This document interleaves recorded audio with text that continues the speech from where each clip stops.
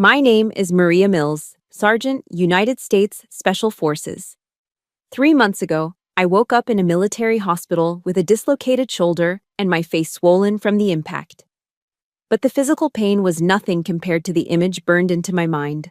My mother, Alara, standing frozen in the doorway of my own apartment, her eyes vacant as she watched my stepfather, Corbin, choke the life out of me.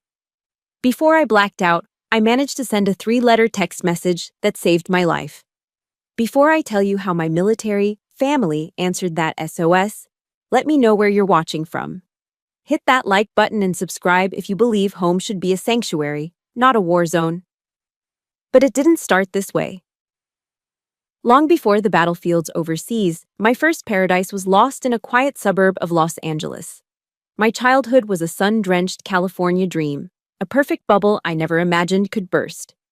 We lived in a modest ranch-style house in the San Fernando Valley, where the air always smelled of fresh-cut grass and the vibrant pink bougainvillea that climbed our fence. My father, an aerospace engineer at a plant in Burbank, was a man of quiet precision. His hands, which could sketch complex blueprints with meticulous detail, were the same hands that patiently taught me how to wax my first surfboard.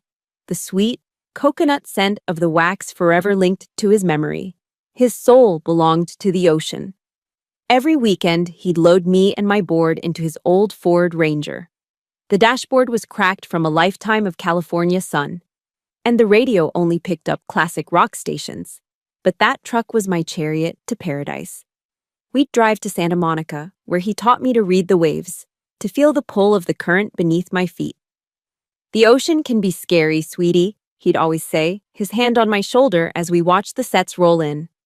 "But you never turn your back on it. You face every wave, head on." My mother, Alara, was a high school English teacher who saw poetry in everything. While we were in the water, she'd be on the shore, lost in a thick paperback novel. A serene smile on her face. She was our anchor, the calm center of our perfect universe. I was safe. I was loved. I thought that life, that feeling, would last forever. But perfection is as fragile as glass. It shattered on a gray, drizzly Tuesday afternoon. My father was driving home on the 45 freeway when a semi-truck jackknifed in the rain. He was killed instantly. I remember the 2 California Highway Patrol officers standing on our porch, rain dripping from the brims of their hats. Their faces were grim, their voices practiced and sterile as they delivered the words that vaporized our world. My mother didn't just fall, she collapsed, her body folding in on itself as a sound tore from her throat, a raw, guttural scream of such profound disbelief that it still echoes in the darkest corners of my mind.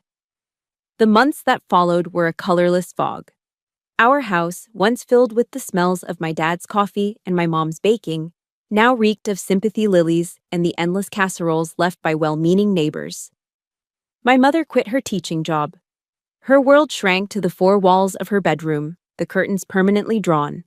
Most days, she wouldn't even get out of bed. At 12 years old, I became a ghost in my own childhood home. I made myself peanut butter sandwiches for dinner over the kitchen sink. I learned how to use the washing machine by reading the faded instruction manual. I learned to walk on tiptoe, terrified of disturbing the suffocating silence. The financial strain was a slow-moving poison. The life insurance wasn't enough. Red-stamped past due notices began to appear in the mail. My mother, on the rare days she emerged from her room, moved with a devastating slowness, selling off pieces of our life. First her jewelry, then my father's collection of vintage tools, just to keep the lights on. I'd watch her, a stranger in my mother's body, and feel a desperate, aching helplessness.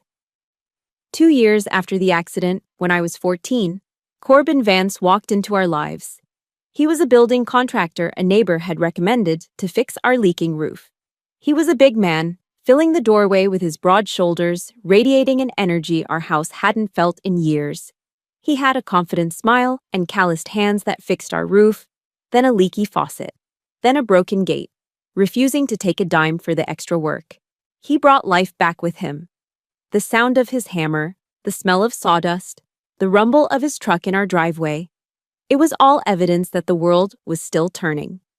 He started bringing groceries and telling my mom cheesy jokes until she laughed. A real, genuine laugh that startled me. He took her out to dinner.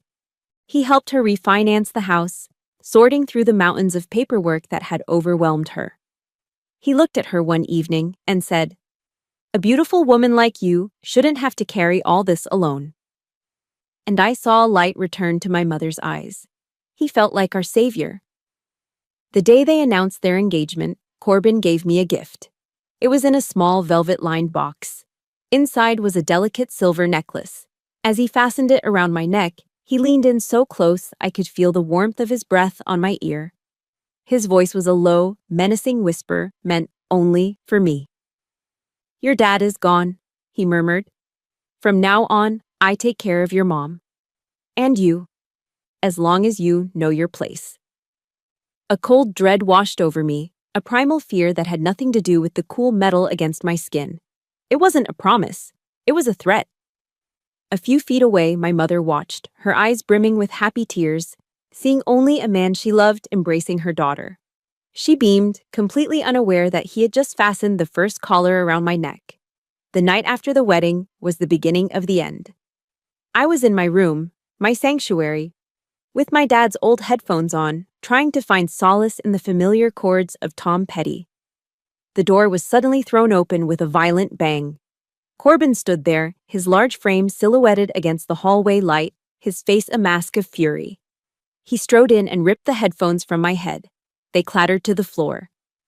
"In this house, we don't live like separate individuals," he snarled, his voice a low growl.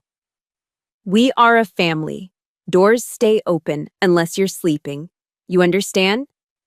My heart was pounding so hard I could feel it in my throat. I looked past him, my eyes desperately searching for my mother, who hovered in the hallway. "Help me. Say something. Please." But she didn't meet my gaze. She just stared at the worn patch of carpet by my door, her arms wrapped around herself as if she were cold. Her silence was his victory. Her silence was my surrender. In that moment, watching her choose fear over me, I knew. The rules had changed. My home wasn't my home anymore. It was his. The years following Corbin's arrival were a slow, suffocating descent. He never laid a hand on me, not then. He didn't have to. The prison he built wasn't made of steel bars. It was constructed from fear, shame, and my mother's silent compliance. My bedroom door remained permanently ajar, a constant reminder that I had no privacy, no sanctuary. The house grew quiet, the air thick with unspoken rules and the tension of my mother's fear. Life became a performance. On Sundays, Corbin would fire up the grill for a BBQ, inviting the neighbors. He'd stand there, tongs in one hand, a Coors Light in the other, the perfect picture of the all-American family man. I remember him draping an arm around my mother's shoulders and saying to our neighbor, "I'm a lucky man to have her. She'd be nothing without me." Everyone laughed, thinking it was a joke. But I saw the flicker of pain in my mother's eyes. We both knew it was a statement of ownership. When I was 17, a small crack of light appeared. I won a district-wide literary award for an essay about my father and the ocean. My English teacher, Mrs. Albright, hugged me, telling me I had a real gift. I clutched the certificate, the crisp paper feeling like a passport to a different life, and ran home, desperate to share the good news with my mom. I found her in the kitchen with Corbin, who was sitting at the table nursing a beer. "Mom, look," I said, my voice trembling with excitement. She turned, a genuine smile gracing her lips, but it vanished when Corbin looked up. "Let me see that," he said, his voice flat. I reluctantly handed him the certificate. He scanned it, his eyes lingering on my essay's title, a muscle twitching in his jaw. A slow, contemptuous smirk spread across his face. "Literature? What are you going to do with this? Write greeting cards for a living?" He tossed it onto the counter like trash and looked at my mother. "Alara, this is your fault. You keep filling her head with this useless, artsy nonsense." The air went still. This was the moment for her to be my mother, to defend me. I held my breath, my gaze locked on her, pleading. She flinched as if he'd struck her. She wouldn't look at me. "I'm sorry, honey," she whispered to Corbin. Then she turned to me, her expression a mask of strained apology. Maria, just put it away. His words had been cruel, but hers shattered me. He wasn't just insulting me. He was forcing my mother to be his accomplice. He was making her take the last piece of my father I had left and discard it herself.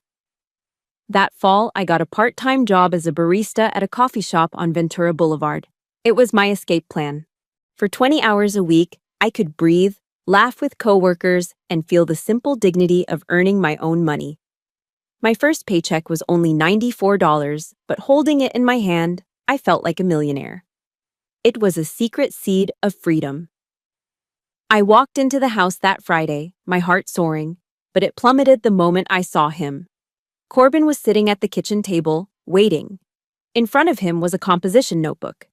"Give it here," he commanded. My hand trembled as I gave him the check. He endorsed it, then pushed the notebook towards me. "Write it down. Every penny, date, hours, total." He tapped the page. "From now on, this all goes to me. You think the electricity, the water, the food you eat falls from the sky? You live under my roof, you eat my food, you contribute." He turned my hard-earned money, my ticket out, into rent for a prison cell. The final wall of that prison slammed shut on my 18th birthday.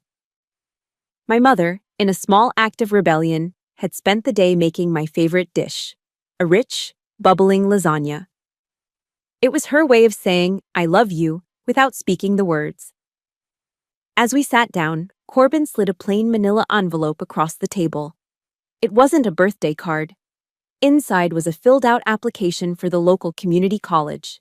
He'd already chosen my major, administrative assistant. "This is your future," he announced. "Time to be realistic. You'll go to school, live at home, and get a job to help this family." Tears welled in my eyes. "I want to study journalism," I choked out. "I want to go to a university. Away from here." He slammed his fist on the table, making the glasses jump. "Don't be ungrateful," he roared, his face turning red. "Who do you think you are to make demands? Your mother doesn't even have a job." That night, long after the house had fallen silent, I heard the TV in the living room. It was Oprah's voice. I crept out and saw her on the screen. "Turn your wounds into wisdom," she said. The words hit me with the force of a physical blow. Wisdom! I slipped into my mother's room. Corbin was snoring. She was sitting by the window, a silhouette against the distant, glittering lights of the valley. "Mom," I whispered, my voice breaking. "Why do you let him do this to us?" For the first time, she didn't offer an excuse. She turned, and I could see the sheen of tears on her face. Her voice was a ragged, broken whisper. "Because I'm scared, Maria. I'm terrified of being alone. I'm terrified I can't provide for you. At least he's here." She reached out and took my hand, her fingers cold and trembling. "You're stronger than me," she said, her eyes finally meeting mine, filled with a terrible, desperate clarity. "Don't you let him break you like he broke me. Go. Save yourself." It wasn't a mother abandoning her child. It was a prisoner begging her cellmate to find a way to escape. And in her desperate plea, she gave me the only permission I ever truly needed.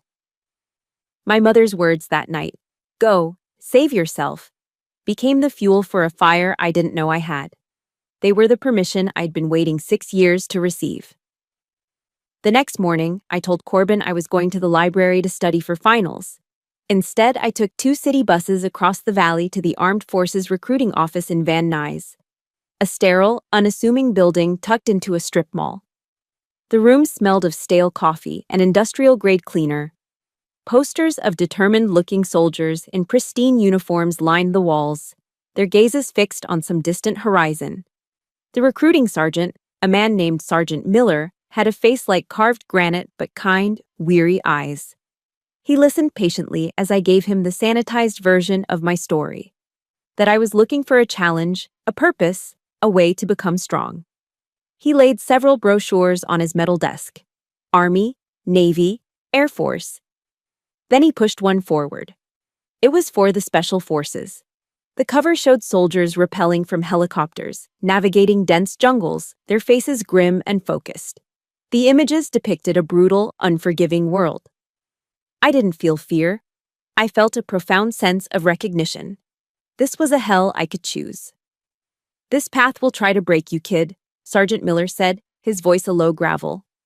"I know," I replied, my own voice steady. "But I'm used to being broken." There was one major hurdle. I was still a few months shy of 18. I needed a parent's signature.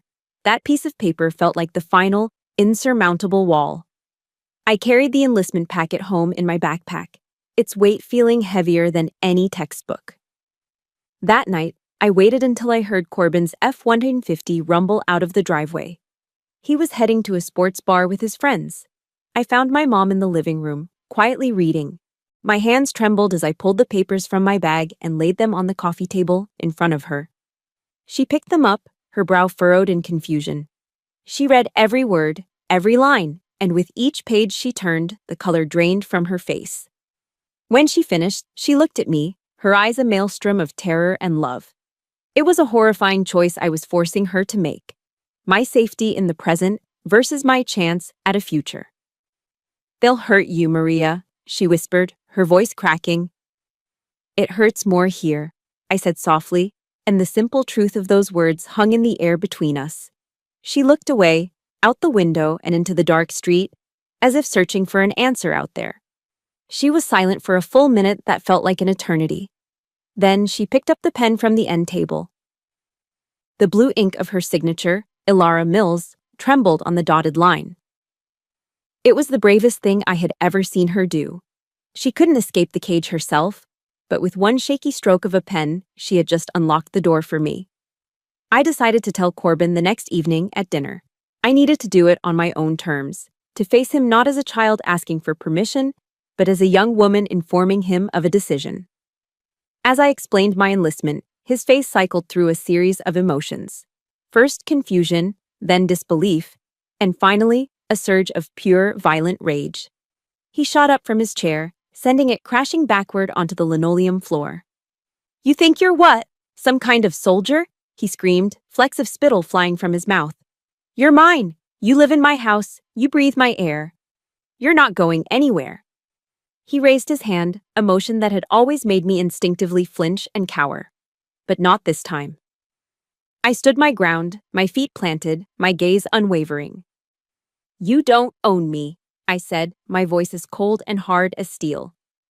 "And this isn't your house. It was bought and paid for with my father's life insurance money." His eyes blazed with a murderous fire, but my stillness, my refusal to be intimidated, threw him off balance. For the first time, he saw not the scared little girl he could control, but a stranger he didn't recognize. He saw a threat. He knew he had lost. The day I left, the air in the house was as thick and heavy as lead. While I packed a small duffel bag in my room, Corbin sat in the living room, staring at the TV, his presence a sullen, hateful lump in the center of the house. In a final act of petty cruelty, he kicked over a small box of keepsakes I had set by the door. A few old photos, a seashell from Santa Monica. "You're taking nothing from here but your own failure," he spat. I ignored him, but I did retrieve one small, faded photograph from the floor. A picture of my father, young and proud in his navy dress uniform.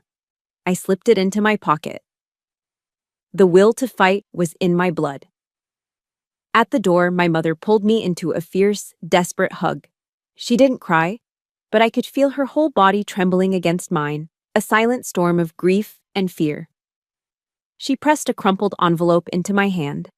Inside, I later found, was $200 in cash she must have saved, dollar by dollar, over months. "Be strong," she whispered into my ear, her last command to me. As I walked down the driveway toward the Greyhound bus that would take me to the processing station, I didn't look back. I couldn't. I boarded the bus, found a seat by the window, and only then did I allow myself to look. That moment on the bus was the loneliest I've ever felt in my entire life. It was the price of my freedom. If you've ever had to make a heartbreaking choice to save yourself, please hit that like button to show a little support. And in the comments below, just type the words, "You are not alone." so that anyone else feeling that way today can see it. I only looked in the rearview mirror, watching my mother's small figure shrink, still standing there at the edge of the lawn, until she was just a blurry dot against the backdrop of the house I'd once called home. I was finally free, but I had never, ever felt so alone. Special Forces selection and training at Fort Bragg, North Carolina, was a purpose-built hell on earth. From the moment we stepped off the bus, we were systematically dismantled. The drill sergeants, with voices like gravel grinders, screamed into our faces, pushed our bodies past every conceivable limit of physical and mental endurance. They broke us down day after day in the humid Carolina heat, in the freezing mud, in the dead of night. They wanted to shatter us into a million pieces. But there was a fundamental difference. Corbin broke me to destroy me. They broke me to rebuild me, stronger than before, piece by piece. Every morning at 0400, when the alarm blared and my entire body screamed in protest, when every muscle felt like shredded glass, I would see Corbin's smug, hateful face in my mind. And I'd get up. This pain was different. This pain was my choice. It had a purpose, and most importantly, it had an end date. The hell I'd left behind had neither. During the worst moments of exhaustion, a quote from General Patton I'd read once would echo in my head: "Accept the challenges so that you can feel the exhilaration of victory." This was my challenge. Victory was my escape. For the first few weeks, I felt utterly alone, a California girl adrift in a sea of hardened recruits from all over the country. My primary competitor was a woman named Sloan. She was from a dusty ranch town in West Texas, tough as a $2 steak and just as lean. She spoke in short, clipped sentences and had a stare that could cut through steel. We were rivals, constantly trying to outrun, outshoot, and outlast each other. That all changed during a land navigation exercise deep in the Uwharrie National Forest. We were on a grueling 20-mile ruck march, each carrying 60 pounds of gear. About 12 miles in, my foot slipped on a wet rock and I felt a sickening pop in my ankle. Pain, white-hot and blinding, shot up my leg. I collapsed, the weight of the pack driving me into the mud. This is it, I thought. I'm done. I expected Sloan, who was right behind me, to just run past. That's what we were trained to do. Focus on the mission, complete the objective. But she stopped. She didn't say a word. She just knelt, pulled a field dressing from her pack, and expertly fashioned a temporary splint around my ankle with 2 sturdy branches. Then she hoisted my pack onto her own shoulders, 120 pounds of dead weight, and looked down at me, her face impassive. "Get up, L.A., she grunted. "We leave no one behind." That night, huddled by a small smoky fire, our uniforms soaked and caked with mud, we shared a cold can of spaghetti. She never mentioned my injury or her sacrifice. We just sat in a comfortable silence, watching the flames. For the first time in 6 years, the crushing weight of loneliness lifted from my shoulders. I wasn't just a survivor anymore. I was part of a team. I had an ally. Our commanding officer was Captain Eva Rostova, a woman with piercing gray eyes and a reputation for being unbreakable. She rarely smiled and never gave praise.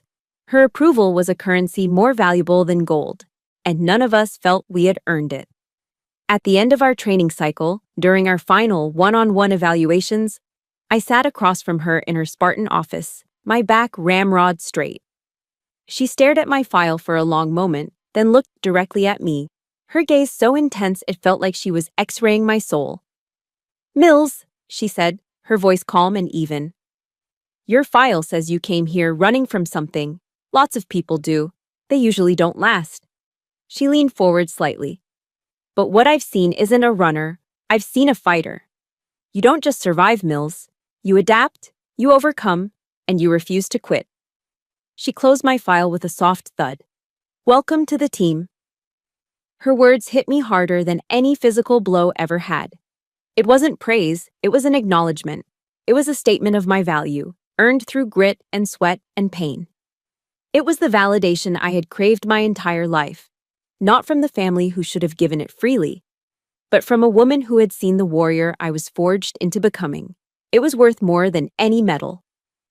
After graduation, I was assigned to a base on the West Coast, close enough to feel the Pacific breeze again, but a world away from the life I'd left behind. I was given a small one-bedroom apartment in the on-base housing complex. It was beige and boring, with government-issue furniture, but it was all mine. The first time I went to the grocery store, I just stood in the middle of the cereal aisle, overwhelmed. I could buy anything I wanted, I could eat whenever I was hungry. There was no one to monitor my choices, no one to demand my receipts, no one to judge me. It was a simple, profound freedom. That night, I built up the courage to call home. My mother answered on the second ring, her voice a hushed, anxious whisper. In the background, I could hear the tinny sound of a TV sitcom, Corbin's show. "Mom, it's me. I'm okay," I said, trying to inject a brightness into my voice that I didn't quite feel. "I graduated. I have my own place now." There was a long pause on the other end of the line, so long I thought she might have hung up. I could hear her quiet, shallow breaths. Then, her voice, thick with unshed tears, came through the receiver. "I'm so glad, baby," she whispered, before quickly adding, "I have to go." The line went dead. I stood there in my empty, quiet apartment, the silence buzzing in my ears. I knew she was proud. I knew she was relieved. But she couldn't say it. She was still a prisoner. And her warden was in the next room. For a while, my new life fell into a rhythm that felt blessedly normal. There was the satisfying exhaustion of physical training, the intense focus of my work, and the easy camaraderie of weekend beers with Sloan and the rest of our unit. I was building a life brick by brick, a fortress of discipline and purpose. But the calls home were a constant, unsettling echo from the world I had escaped. They were never long. My mother always spoke in short, clipped sentences, her voice tight with a tension that traveled across the phone lines. Whenever I asked if she was okay, the answer was always the same rehearsed line, "I'm fine, honey." Then she'd quickly change the subject. But I could always hear him in the background, a ghost at the feast, a casual, controlling comment like, "Who's that, Alara?" Or an impatient, "Get off the phone, it's costing money." He was still there, an invisible warden monitoring her every word. Each time I hung up, a cold knot of guilt would tighten in my stomach. I was free, but I had left my first soldier behind enemy lines. One week, I called and told her about a weekend hiking trip Sloan and I had taken up in the mountains. I described the clear air, the tall pines, the feeling of accomplishment. I wanted to send her a piece of my freedom. She listened, her responses vague and distracted. Then she said something that made the hair on my arms stand up. "That's nice, dear," she murmured. "Over here. Corbin just finished the new fence. It's very tall." The way she said it, not with pride, but with a flat, hollow resignation, told me everything. He wasn't just fixing the property, he was reinforcing the walls of her prison. That Christmas, a card arrived in a familiar, shaky cursive. Inside was a photo of my mother standing in front of a sparsely decorated Christmas tree. She was smiling, but it was a brittle, paper-thin smile that didn't reach her eyes. They looked tired, haunted. And then I saw it. Tucked just beside her temple, almost hidden by her hairline, was a faint, yellowish-purple bruise, clumsily concealed with a thick layer of foundation. The air rushed out of my lungs. My heart hammered against my ribs with a cold, sickening dread. The psychological warfare had escalated to a physical front. He was no longer content with just breaking her spirit, now he was breaking her body. I called her immediately, my hands shaking so badly I could barely hold the phone. I didn't waste time with pleasantries. "The bruise on your face, Mom," I said, my voice low and tight. "In the Christmas picture." There was a long, dead silence on the other end of the line. I could hear her breathing, shallow and quick. Then her voice, small and frail, came back. "Oh, that, I just fell on the stairs, honey. You know how clumsy I am." The lie was worse than the truth would have been. It was so transparent, so pathetic. It told me she was not only a victim, but was now actively protecting her abuser. The invisible walls around her were no longer just his creation. She was now helping to maintain them herself. "I'm coming home," I said, the decision forming and solidifying in an instant. The reaction was immediate and visceral. "No! Don't, Maria! Please!" she begged, her voice rising in sheer panic. "You can't. It will only make things worse. Corbin, he won't like it." Then I heard his voice, a low growl from somewhere behind her. He must have wrenched the phone from her hand. "What's she gonna do?" he snarled into the receiver, his voice dripping with contempt. "Call the cops? Who's gonna believe some runaway kid who joined the army?" The line went dead. I sat there in my sterile, quiet apartment, the dead phone still pressed to my ear. The freedom I had fought so hard for, the strength I had built, the new life I had forged, it all felt like a bitter illusion. I was a sergeant in the United States Special Forces, capable of handling threats most people couldn't even imagine. But I was utterly powerless to save my own mother. I was free, but she wasn't. And he was using her to mock me, to remind me that no matter how far I ran, his shadow still reached me. That night, Sloan found me in the on-base gym, punishing a heavy bag with a ferocity that bordered on madness. Sweat and tears streamed down my face as I told her everything. The phone calls, the photograph, the threat. She just listened, her expression unreadable, letting me exhaust my rage and my grief. When I finally slumped against the bag, my knuckles raw and my lungs burning, she put a steady hand on my shoulder. "You can't save someone who doesn't want to be saved, Mills," she said, her Texas drawl straightforward and devoid of pity. "But you can damn well show them there's a lifeboat waiting." She paused, her grip tightening slightly. "And you're not that 18-year-old kid anymore. You're a sergeant. You're trained to walk into hostile situations and neutralize the threat. Think of this as just another mission, a personal one." Her words cut through my despair like a laser. She was right.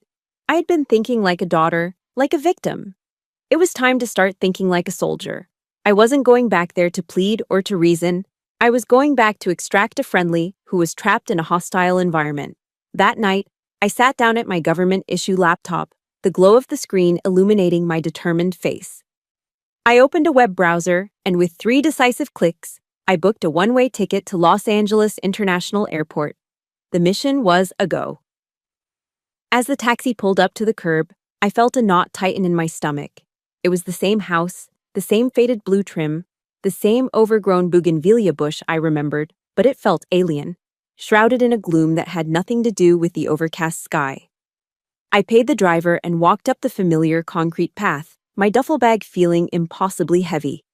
On the flight, I had steeled myself for this, repeating a Bible verse my grandmother used to read to me, a line that felt more like a combat mantra than a prayer. "Yea, though I walk through the valley of the shadow of death, I will fear no evil." My mother opened the door before I could knock. She was so much thinner than I remembered, her bones sharp beneath her thin sweater.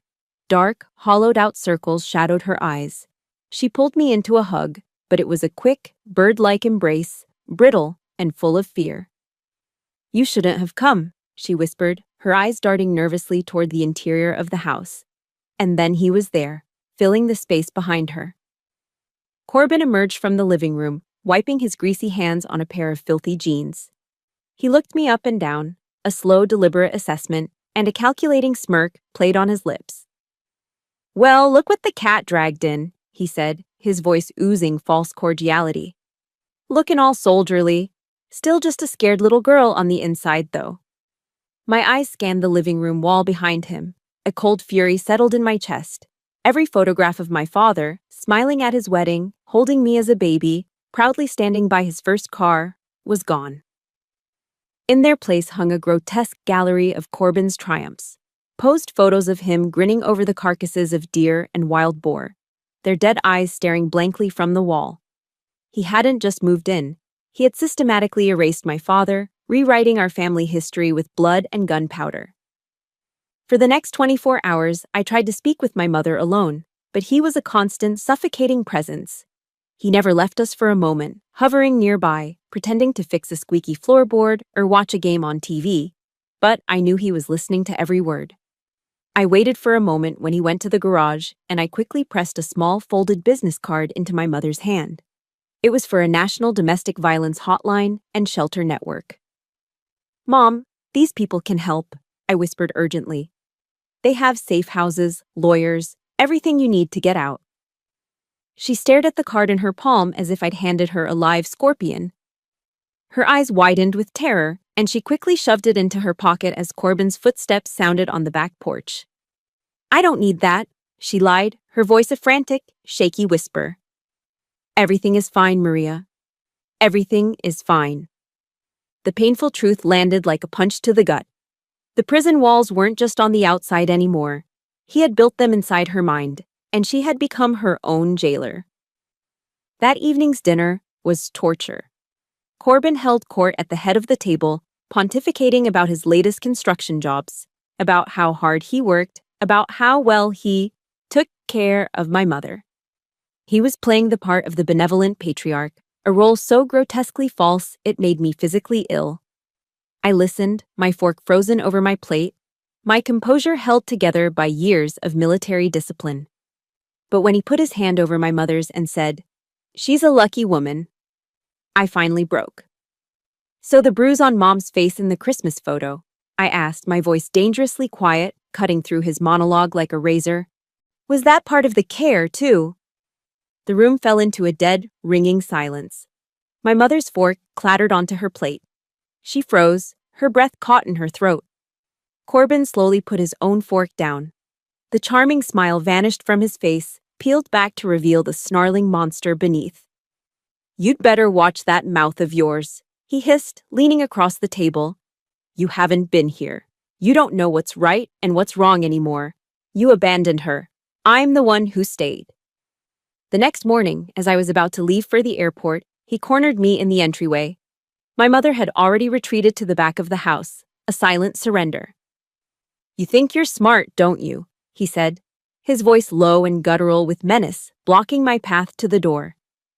Think you can just fly in here, stir up trouble, and fly right out? He took a step closer, invading my personal space. It's a small world, little soldier. You can run, but you can't hide. I know where you are. I know where you work. And if I can't have your mother peaceful and quiet, then you'll never have a moment's peace for the rest of your life. It wasn't a threat made in anger. It was a vow. It was a promise of future violence delivered with the cold certainty of a man who believed he was untouchable. If you've ever had that chilling moment where you looked at someone you were supposed to trust and saw a monster looking back, hit the like button. And in the comments, just type one word. I see you. Let's show each other we're not alone in this. As I sat on the plane, climbing high above the sprawling lights of Los Angeles, I didn't feel relief. I felt the cold dread of a soldier who had just walked through a minefield and heard the first click behind her. I hadn't solved a problem. I had just pulled the pin on a grenade, and I knew it was only a matter of time before it exploded. Returning to the structured world of the base felt like surfacing for air, but I couldn't shake the chill of Corbin's final promise. His threat wasn't a memory. It was a ghost that followed me back, haunting the edges of my newfound peace. I tried to bury myself in the familiar routine. Early morning runs, weapons maintenance, tactical briefings, but the armor I had built for myself felt thin and brittle. I became hyper-vigilant. Every white Ford F-150 that passed on the road made my heart leap into my throat. Every unfamiliar noise outside my apartment at night had me instantly awake, my body rigid, listening in the dark. I started checking the deadbolt on my door 3 times before going to bed, a compulsive ritual to ward off a nameless dread. Sloan noticed the change. We were at the shooting range one afternoon when my hands trembled slightly as I reloaded a magazine.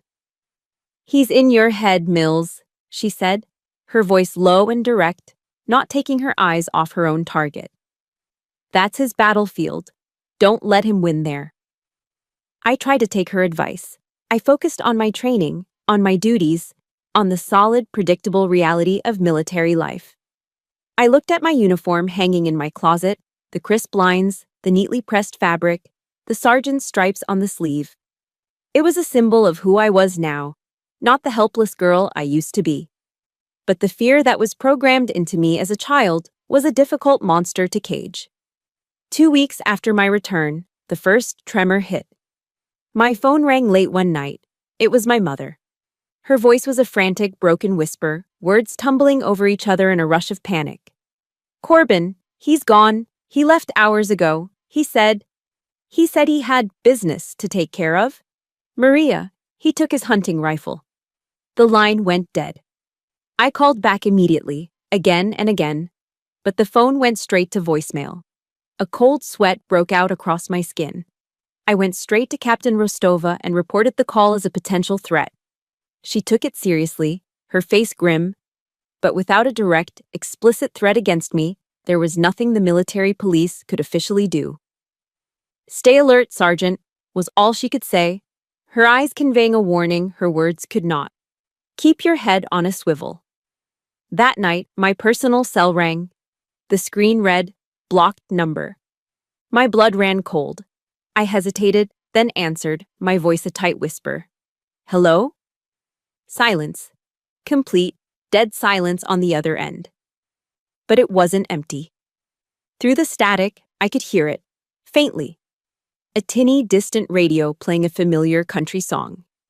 It was Garth Brooks' "Friends in Low Places," Corbin's favorite karaoke song, the one he'd drunkenly belt out at every backyard BBQ. A wave of nausea washed over me. He wasn't just coming. He was announcing it. He was enjoying this. The psychological terror continued, a slow, methodical assault. A few mornings later, I found a single cigarette butt on the concrete patio just below my bedroom window. It was a Marlboro Red, crushed out under a heel. His brand. Another day, an anonymous email appeared in my inbox. No subject, no text, just a single, grainy attachment. My hands shook as I opened it. It was a picture of the old treehouse my dad had built for me, the one in the backyard of my childhood home. Scrawled across it in what looked like red spray paint was a crude X. He was here. Not in California, but here, close. Watching me. Playing his sick, twisted game of cat and mouse. The secure walls of the military base suddenly felt like paper. I felt 14 again, trapped in a house with no escape, the monster just down the hall. I reported everything, the call, the cigarette, the email. But he was too clever. There was no direct evidence, no clear line the MPs could follow. It was just a series of unsettling coincidences, plausible deniability. He was winning the battle in my head, just like Sloan had warned. That night, a storm rolled in, the kind that feels like the sky is trying to break itself open. Rain lashed against my windows in violent sheets. Wind howled through the pines outside. I was sitting on my couch, a book open in my lap, but I hadn't turned a page in an hour. My eyes were glued to the front door, to the deadbolt I had checked 3, 4, 5 times. Around 10 o'clock, there was a knock. It wasn't loud or aggressive, it was soft, almost polite. Tap, tap, tap. I froze, my entire body going rigid. Every nerve ending was screaming. "Who is it?" I called out, my voice sounding thin and shaky even to my own ears. No answer. Only the roar of the wind and the drumming of the rain. My heart was a frantic bird beating against my ribs. I crept to the door and peered through the peephole. Nothing.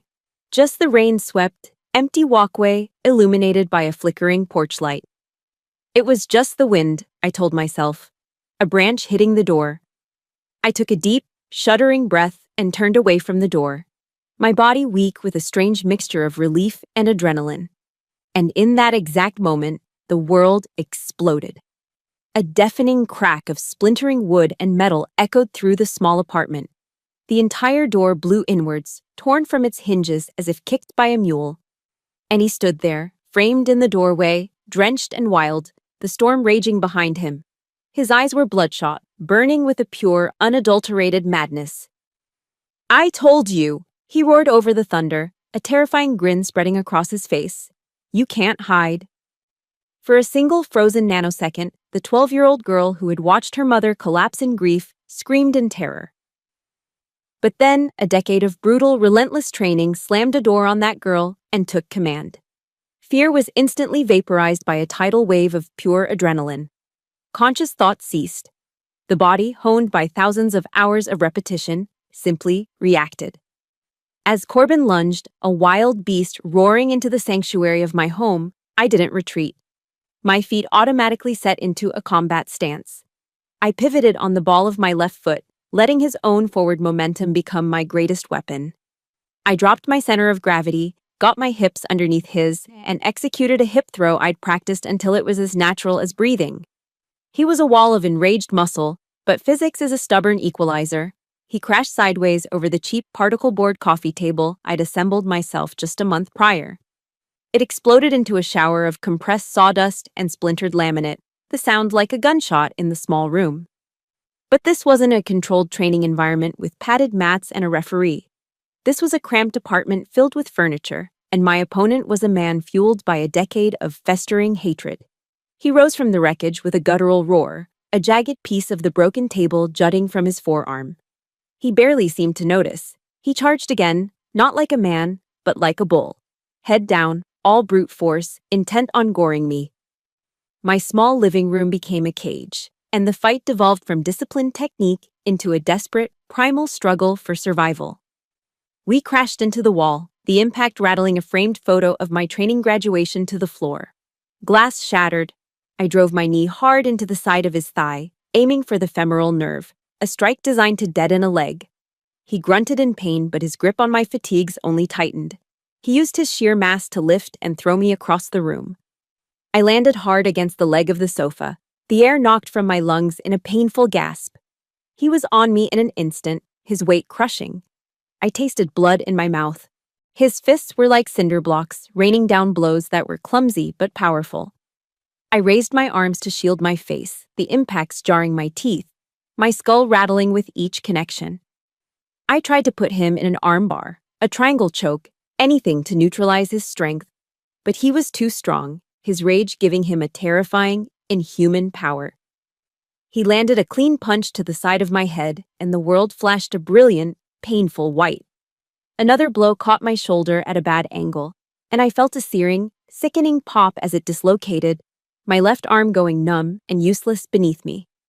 My vision started to blur, the edges turning a fuzzy gray. And then, through the haze of pain and disorientation, I saw her. Over Corbin's heaving, sweat-soaked shoulder, framed in the ruined doorway against the raging storm, was a silhouette.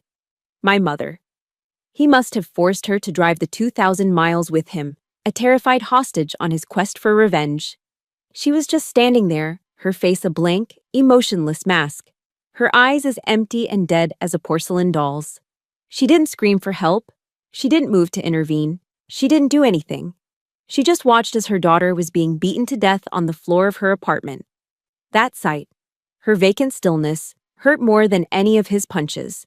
It was the final, ultimate betrayal, a wound deeper than any fist could inflict. "You're just like your father," Corbin bellowed, his voice hoarse, his face a contorted mask of fury. "Stubborn and useless." His words, meant to be the final nail in my coffin, instead struck a spark. They ignited the last ember of defiance in my soul. I wasn't just fighting for my own life anymore. I was fighting for my father, for his memory, for his honor that this man had spent years trying to erase. With a final desperate surge of strength, I bucked and twisted, but it was useless. My body was failing. He was too heavy, too anchored. He grabbed a thick handful of my hair and brutally slammed my head against the hardwood floor. Stars exploded behind my eyes. The world tilted sideways. He shifted his weight, pinning my arms with his knees, and then his huge, calloused hands, the same hands that had once pretended to fix our home, closed around my throat. "You took everything from me," he hissed, his face inches from mine, his breath a foul, hot wave of whiskey and rage. The pressure mounted, a crushing band of iron. My airways slammed shut. My lungs burned, screaming for oxygen that wasn't there. Black spots danced in my vision, growing larger, merging, consuming the world. I felt myself sinking, drowning in a cold, dark, silent ocean. This was it. This was the end. He had won. He was finally extinguishing me, just as he had extinguished my mother's spirit all those years ago. My body started to go limp, the last of my fight draining away. But then, a single thought pierced the suffocating darkness. A voice. Not his. Not mine. It was Sloane's. We leave no one behind. My team. My real family. Rostova's face, stern and proud. Sloane's, loyal and fierce. The faces of the men who had become my brothers. They were my reason. They were my anchor in the storm. With a final convulsive twitch of pure will, my one good arm, my right arm, flailed weakly on the floor beside me. My fingers brushed against something cool, smooth, and hard. My phone. It must have been knocked from my pocket. My vision was almost gone, a tiny pinprick of light in a universe of black. I couldn't see the screen. I couldn't think. There was only muscle memory, drilled into me from years of operating equipment in the dark. The instinctive upward swipe to unlock. The familiar tap where the messaging app icon should be. Tapping the top of the screen where Sloane's name always was in my recent contacts. My thumb, clumsy and numb, hovered over the keyboard. 3 letters. 3 desperate, frantic pulses of my thumb against the cold glass. S. O. S. Send. My hand fell away, limp. The last pinprick of light vanished. The cold, dark water closed over my head, and I knew nothing more. I don't know how long I was unconscious. Seconds. Minutes. It felt like an eternity in that dark, silent abyss. The first thing that pierced the darkness wasn't Corbin's voice, but a cacophony of sound. There was shouting, loud, angry, authoritative voices barking orders. The rhythmic, heavy thud of combat boots storming across my floorboards. And beneath it all, the rising and falling wail of sirens growing closer and closer. When my eyes fluttered open, the first thing I saw wasn't the ceiling of my apartment, but the frantic, horrified face of Sloane, leaning over me. Her eyes, usually so stoic and unreadable, were wide with a terror that mirrored my own. Behind her, my ruined apartment was a whirlwind of motion. I saw 2 large military police officers hauling a screaming, struggling Corbin to his feet. They slammed him against the wall, wrenching his arms behind his back, the sharp click of handcuffs echoing in the room. He was no longer a terrifying monster, just a pathetic, flailing middle-aged man, spitting meaningless curses. He was just a bully who had finally met a bigger force. I later learned that when Sloane received my text, 3 stark letters, SOS, she didn't call 911. She didn't call the base MPs. She did something far more effective. She activated the unofficial network, the phone tree that every tight-knit unit has for emergencies. She called our entire team. The first to arrive were the 2 guys from our unit who lived in the same housing complex. They were the ones who kicked the already broken door in and dragged Corbin off me. The next thing I knew, I was in the sterile white world of the base hospital. The sharp, clean smell of antiseptic replacing the stench of fear and whiskey. My shoulder had been put back in place, a dull, throbbing ache radiating through my arm. My face was a swollen, tender mess. When I finally came to full consciousness, the first person I saw was Sloane. She was asleep in a hard plastic visitor's chair pulled right up to my bedside, her head slumped against her chest, still in her mud-stained fatigues from a field exercise. She hadn't left my side. On the small bedside table, next to a plastic cup of water, was a pink and white cardboard box.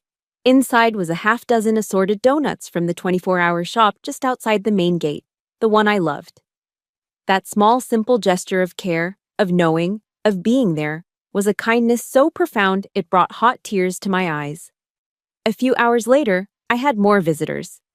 Captain Rostova and the base commander, a full-bird colonel named Thorne, walked into my room. Colonel Thorne was an imposing man with a chest full of ribbons and a voice that commanded attention without ever having to be raised. He stood by my bed, his hands clasped behind his back, his expression grim and resolute. "Sergeant Mills," he said, his voice a low, steady rumble. "I have been fully briefed. Let me be perfectly clear. An assault on one of my soldiers, in their home, on my base, is an assault on the United States Army itself." He looked from me to Captain Rostova, then back. "We will not let this stand. This man has made the single biggest mistake of his life." And in that moment, I understood. Corbin had miscalculated, fatally. In his arrogant, hate-filled mind, he had driven 2,000 miles to attack a scared, vulnerable girl. the one he had terrorized for a decade. He never imagined he was actually attacking a sergeant in the Special Forces, a valued member of one of the most fiercely loyal and lethal families on the planet. He hadn't just poked a bear. He had kicked a hornet's nest the size of a city block. And now, the entire swarm was descending. They told me what happened to my mother. The MPs had found her in the passenger seat of Corbyn's F-150 in the parking lot. She was catatonic, huddled into a small ball, trembling uncontrollably and unable to speak. A complete psychotic break. The paramedics had taken her to the psychiatric wing of the same hospital. Later that day, a nurse wheeled me down the hall. I saw her through a small reinforced glass window in her door. She looked so small, so fragile, so utterly broken. All the anger I had felt toward her, for her weakness, for her silence, for her standing by and watching, it all just evaporated, replaced by a wave of infinite, heartbreaking pity. She was a casualty of this war too, a prisoner of war who had been on the battlefield far longer than I had. Corbyn hadn't just tried to kill me that night. He had succeeded in destroying what was left of her. A few days later, when the swelling in my face had gone down and I could sit up without the room spinning, a woman in a crisp dress uniform entered my room. She had sharp, intelligent eyes and a no-nonsense demeanor. "Sergeant Mills, I'm Captain Monroe," she said, her handshake firm and confident. "I'm with the JAG Corps. Colonel Thorne has personally assigned me to your case." She sat down in the chair Sloane had vacated. "We are going to prosecute Corbyn Vance to the fullest extent of the Uniform Code of Military Justice and Civilian Law. He assaulted a service member on a federal installation. The charges will be extensive." She placed a small digital voice recorder on the bedside table. "But to build the strongest possible case, I need you to tell me everything. Start from the very beginning. Don't leave a single detail out." I took a deep, shaky breath and looked at the small black device. For the first time, I wasn't telling my story as a victim whispering in the dark. I was telling it as a witness, as a soldier, as a survivor.